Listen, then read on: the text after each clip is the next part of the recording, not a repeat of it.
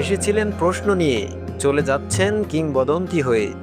বিশ্বের সেরা লিগে প্রথমবারের মতো খেলাটা হয়েছিল কিছু বুঝে ওঠার আগেই।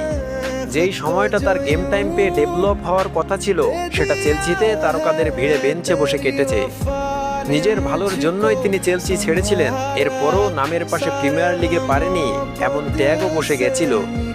এজন্য যখন সে লিভারপুলে আসে, তাকে নিয়ে অনেক সন্দেহ ছিল, অনেক প্রশ্ন ছিল। প্রথম সিজনে গোল্ডেন বুট জেতার পর দ্বিতীয় সিজনে তাকে ওয়ান সিজন ওয়ান্ডার বলা হয়েছিল। সবার কথায় কান দেয়নি সালা, আসলে কান দেয়ার সময়ও পায়নি। সে ছুটে চলেছে নিজের গতিতে, গোলের পর গোল করেছেন, লিভারপুলের হয়ে সবগুলো শিরোপা জিতেছেন, নিজেকে ক্লাবের অন্যতম বড় লেজেন্ড বানিয়েছেন। যে প্রিমিয়ার লিগে তার ভালো করা নিয়ে সন্দেহ ছিল, সেখানে লিভারপুলকে 3 দশক পর চ্যাম্পিয়ন করতে ভূমিকা রেখেছেন।